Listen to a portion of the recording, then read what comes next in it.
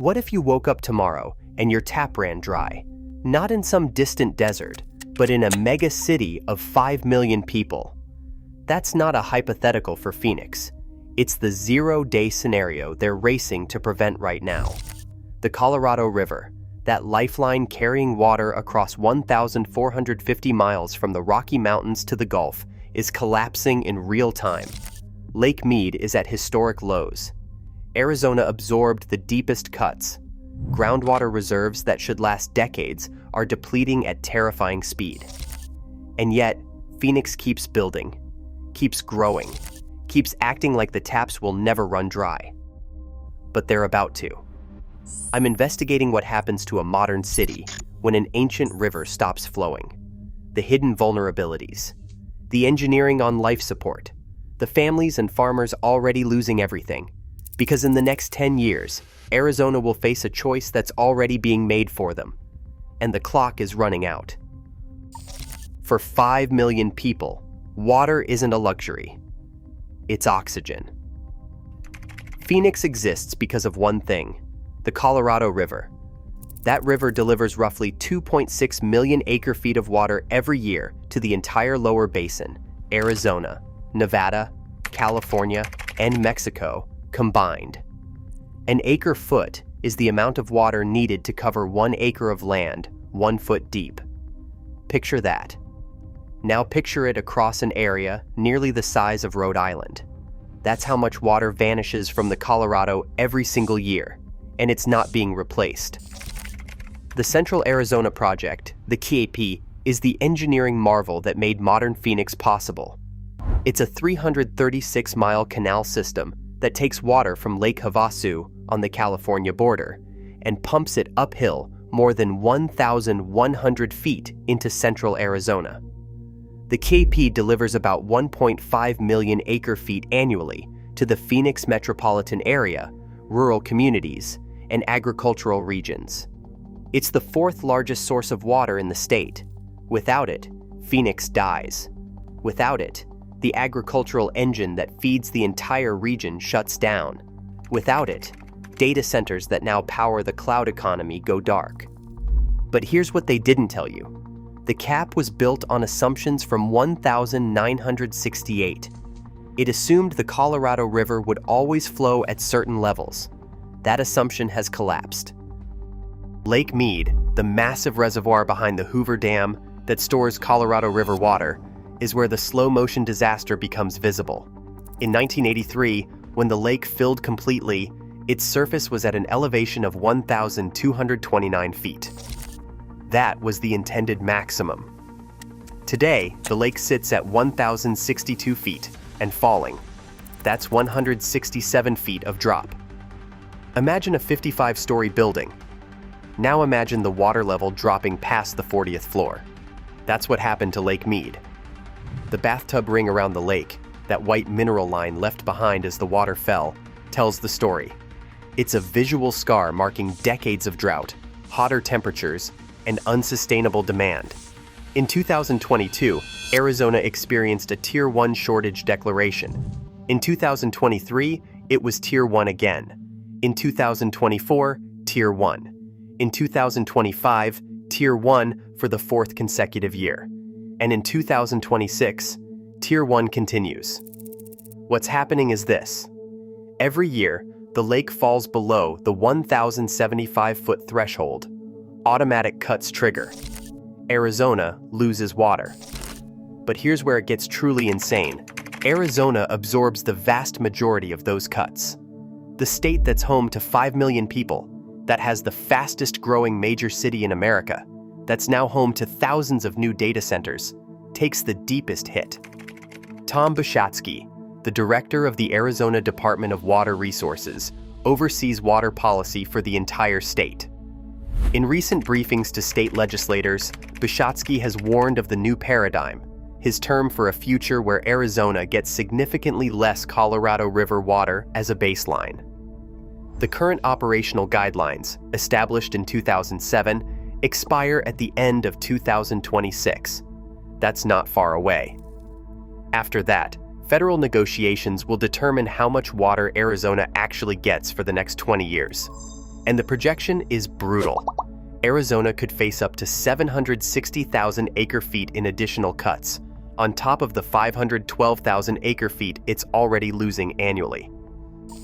That's the difference between sustaining the current population and forcing radical contraction. Arizona's engineers have built something extraordinary, an entire civilization on borrowed time. The state has been pumping groundwater, water stored in aquifers beneath the earth for thousands of years, at rates far exceeding what nature can replenish. Satellite data from NASA shows the alarming scale. Between 2002 and 2024, the Colorado River Basin lost 27.8 million acre-feet of groundwater. About 68% of that loss occurred in the lower basin, which sits mostly in Arizona. That's not a number. That's the disappearance of a resource that took millennia to accumulate. Groundwater provides more than 40% of Arizona's total water supply, more than the Colorado River itself. But it's being withdrawn at 4 times the rate it can be replenished. Arizona has a law called the 100-year water adequacy requirement. Before developers can build a new subdivision, they must prove they have access to 100 years of water supply. It sounds like protection. It sounds like someone's thinking ahead. But the math is collapsing. The Arizona Department of Water Resources ran new models in 2023 and found something terrifying. The Phoenix Active Management Area is running 4% short of its own 100-year water adequacy requirement. 4% doesn't sound like much until you understand what it means. There is not enough water under Phoenix to sustain current development patterns for the next century. And yet, Phoenix keeps building. Close to 500,000 proposed new homes in Arizona, 470,000 housing units, are now on hold. Paused. Frozen. Because developers can't prove 100-year water supplies anymore. The Home Builders Association is suing the Arizona Department of Water Resources. Politicians are trying to pass exemptions. But the geology doesn't negotiate. The aquifers don't compromise. And the water projections don't lie. One developer, Teravalis, managed to secure the rights to water from the Central Arizona Project for 100 years before the current crisis deepened. Construction proceeded, but the vast majority of Arizona's construction industry is in limbo, waiting for a solution that may not exist. But here's where it gets truly insane, and this is the part nobody talks about enough. Phoenix's population is still growing. Not slowly, not cautiously, growing. Arizona's population was 7.5 million in 2024. The state is projected to add 3 million more people by 2035. That's 40% growth in a single decade, in a mega drought, in a water crisis. The construction industry, the real estate lobby, and political leaders have been pushing for exemptions, loopholes, and shortcuts to the water adequacy requirements. Some proposals would allow developers to use future surface water supplies, water that doesn't exist yet, to justify current building. Others suggest importing water from outside the region, with massive desalination and pipeline projects that are years away from reality. Tom Bushatsky warned state legislators that these projections assume current population trends. They assume Arizona keeps growing. They assume the demand side stays the same. But water is the limiting factor now, not land. Water is what determines how many people Arizona can actually sustain, and that number is getting smaller every year. The Rio Verde foothills situation in 2023 gave us a preview of what's coming. It's a suburban community north of Phoenix with about 1,500 residents. In January 2023, the city of Scottsdale cut off their water supply. Gone. Residents depended on water trucks that had been supplied by Scottsdale for years. But Scottsdale was under drought restrictions. It couldn't sustain both its own growing population and Rio Verde foothills. So it stopped.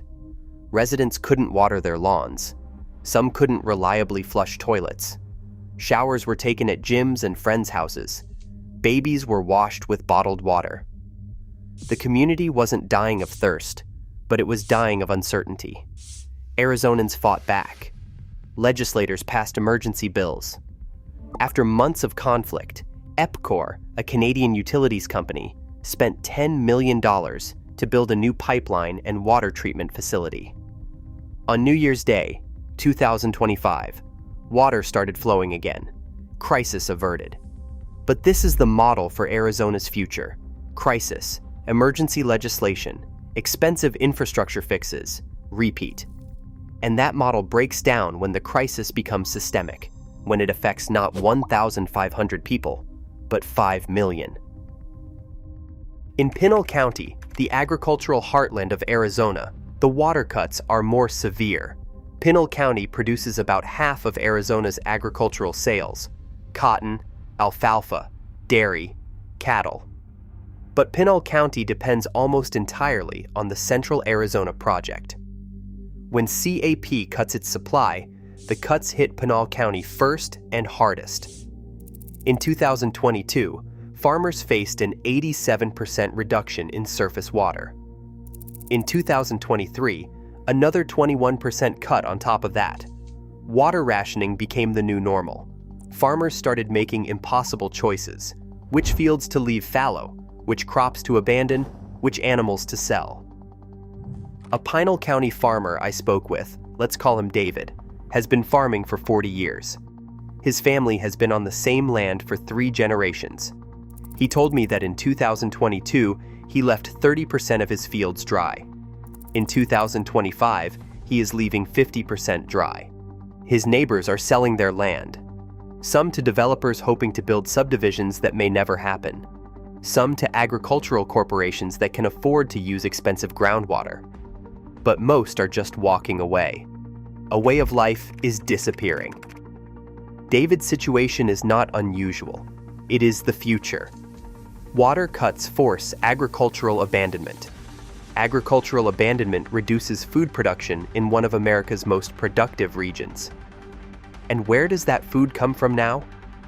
It comes from somewhere else, places with more water, places that may also be running dry. The interconnections are terrifying. Arizona does not just feed Arizona anymore. Hydrologist Kevin Wheeler from Oxford University has studied the Colorado River extensively. His models project that without major changes, the Colorado River basin will enter a period he calls permanent deficit. That is not a temporary shortage. That is not a phase. That is permanent, meaning inflows do not meet outflows year after year after year. The baseline flow of the Colorado River, averaged over the last century, was assumed to be 16.5 million acre-feet per year. The actual long-term flow, accounting for climate change and temperature increases, is closer to 12.4 million acre-feet per year. That is a 25% reduction from assumptions made in 1922, when the Colorado River Compact was signed and divided the water among 7 states and Mexico. The 7 states agreed to share 16.5 million acre-feet per year. But that number was based on one of the wettest periods on record. Climate change is responsible for about 40% of the current deficit, according to research from multiple universities. Hotter temperatures mean snowpack melts earlier, more water evaporates from the reservoirs, and less precipitation falls in the mountains. The Southwest has warmed by 2 degrees Fahrenheit since the early 1900s, roughly double the global average. That warming is the baseline now. It is baked in. Even if emissions stop tomorrow, the warming would continue for decades. The Colorado River is adjusting to a warmer world, and that world cannot support the water demands Arizona has been making. So what's Phoenix doing about it? The city is building 3 massive water recycling plants. Water repurification advanced technology is what they call it. Basically, treated wastewater goes through ultrafiltration, reverse osmosis, and ultraviolet advanced oxidation. What comes out the other side is drinking water that meets all federal quality standards. It's not a new technology. Singapore has been doing this for years. but it's a new solution for Phoenix.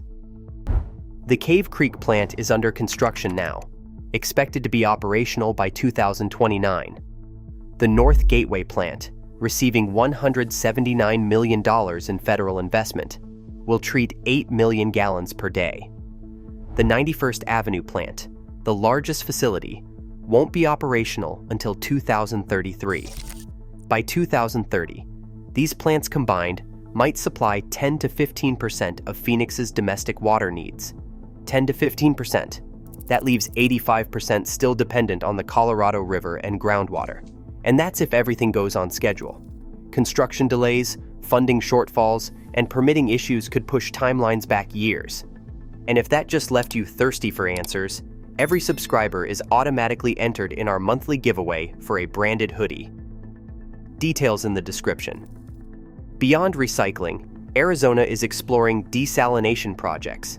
In November 2025, Arizona's Water Infrastructure Finance Authority approved 4 major water augmentation projects for pre-development, including multiple desalination proposals.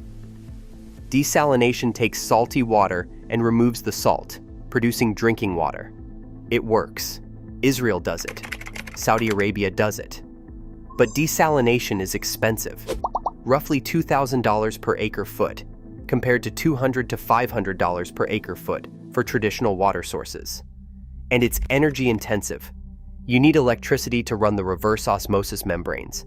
That electricity has to come from somewhere. Solar farms in the desert could power the plants, but that's another infrastructure project competing for capital and land.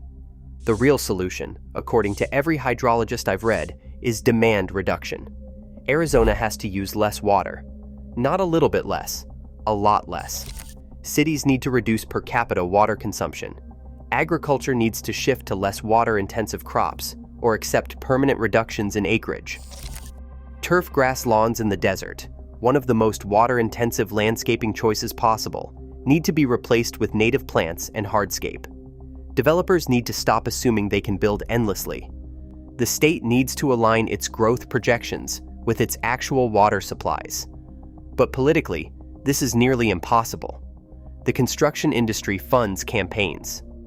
Real estate interests shape policy. Water-dependent agriculture has enormous political power, especially in rural counties. Moving to local control of water, allowing communities to limit their own growth, terrifies state politicians who see growth as progress. Growth equals jobs, tax revenue, and political support. Shrinkage equals economic contraction. So Arizona's official position, repeated by Tom Bushatsky and every other water official, is that new supply solutions will bridge the gap. Recycled water, desalination, aquifer recharge, and cloud seeding will somehow make up the difference. These are all real technologies, but they're not magic, and there's not enough of them to solve a 25% structural deficit. The KP Canal itself is a vulnerability that nobody talks about enough. It's a 336-mile-long concrete channel running through the Arizona desert. In some places, it's an open canal. In some places, it's a closed pipe. Water evaporates from the open sections, thousands of acre-feet per year, just disappearing into the air. The canal is aging. It requires constant maintenance. A major break, a seismic event, or a deliberate attack could interrupt the supply. There's also the issue of water quality. Agricultural runoff, salinity, and pollution reduce the usable water before it even reaches Phoenix. And the canal's path runs through politically fragmented territory, with multiple agencies having jurisdictional claims and competing interests. What happens if the KAP goes down for months? What happens if Lake Mead drops below 1,000 feet and triggers a Tier 3 shortage? What happens if groundwater depletion accelerates and wells start running dry? These aren't distant possibilities. These are engineering and hydrological probabilities. Federal models from the Bureau of Reclamation suggest Lake Mead could hit that critical 1,000-foot threshold by mid-2026. The question is not if, but when. And when it does, the cuts won't be incremental. They'll be severe. A water engineer I consulted with who asked to remain anonymous because of current employment, told me something that stuck with me. Phoenix's water system is built on a house of cards. Each card depends on the card below it. You remove one card, everything above it gets unstable. We're pulling cards out now. The 5 million people living in Phoenix don't have much time. The current operational guidelines for the Colorado River expire in 2026. That deadline is in months. The agreement that follows will shape water availability for the next 20 years. Arizona's water officials are negotiating hard, but the physics of the situation is not negotiable. If the Colorado River can only supply 12.4 million acre-feet per year, and the lower basin needs more, then someone gets less. Arizona has already been taking the deepest cuts. It may get worse. What keeps me up at night is the speed of change. The Colorado River's flow was stable for a century. Now it's declining year after year. Groundwater depletion, once a theoretical problem, is now reducing well yields. Wildfires in the headwaters, more frequent due to warming, reduce snowpack and water yields. Each year brings new projections, new worst-case scenarios, new emergency meetings. The system is responsive, but it's reactive. Arizona is fighting a crisis that's moving faster than policy. The human cost is invisible until it's not. It's David the farmer deciding which field to abandon, knowing his children won't inherit the farm. It's a family in Tempe wondering if their home's resale value is about to collapse because of water uncertainty. It's the developer who invested millions in land and can't get a water certificate from ADWR. It's the data center company that relocated operations to Arizona 5 years ago, betting on cheap energy and available land, now facing a very different reality. It's the 470,000 proposed housing units that exist only as designs and blueprints, waiting for water that may never come. It's an entire economic model built on expansion that hits a geological wall. When Lake Mead drops below 1,050 feet, and models suggest this will happen by mid-2026, Arizona will face Tier 2 shortages. That means deeper cuts. When it drops below 1,025 feet, Tier 3 hits. That triggers massive cuts to cap supply. Nobody knows exactly what happens then. The models project Tier 3 scenarios, but reality is always weirder and more complicated. What's clear is that Arizona is moving into uncharted territory, and Phoenix keeps building. Every single day, cranes are still visible on the skyline. New subdivisions are still platted. New office parks are planned. The momentum is enormous. The capital flowing into Arizona real estate is immense. The assumption that everything will work out is deeply embedded in the regional culture. But geology doesn't care about assumptions. The uncomfortable truth is this: Arizona either limits its growth now, voluntarily, through policy and planning, or it will be limited later, involuntarily, by a lack of water. There's no middle option. Either the state makes conscious choices about carrying capacity, or nature makes them. And nature is already making them. The question is, how many people will be caught on the wrong side of that transition?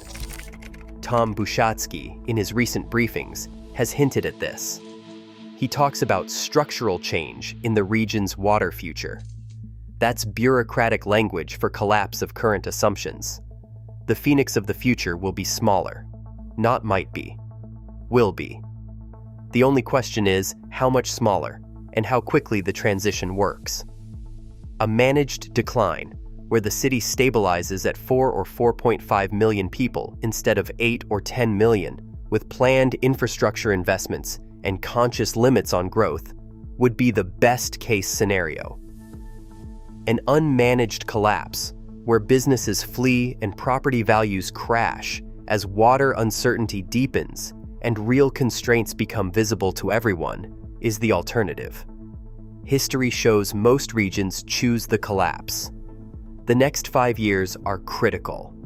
If Arizona's water officials can negotiate a workable post-2026 agreement, if desalination and recycling projects come online faster than expected, If conservation takes hold with real muscle and real enforcement, then maybe Phoenix makes it through.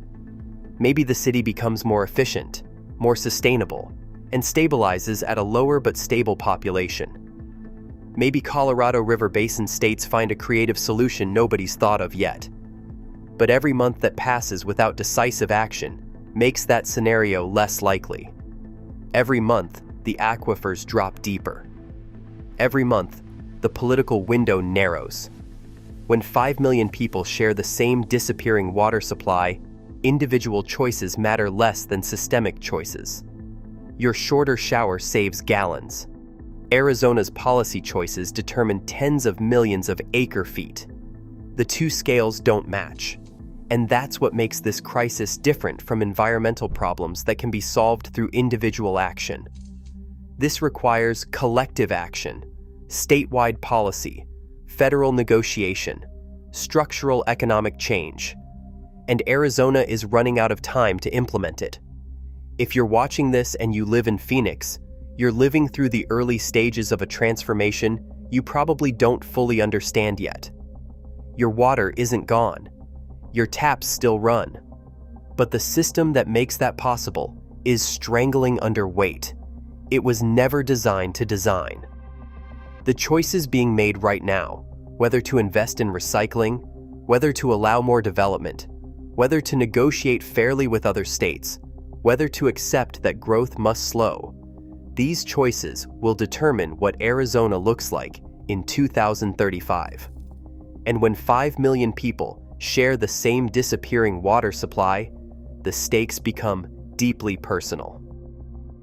Grab your free disaster Preparedness Toolkit. It includes water conservation guides, emergency supply checklists, and regional drought scenario planning. The link is in the description. Because understanding the crisis is the first step toward preparing for what comes next.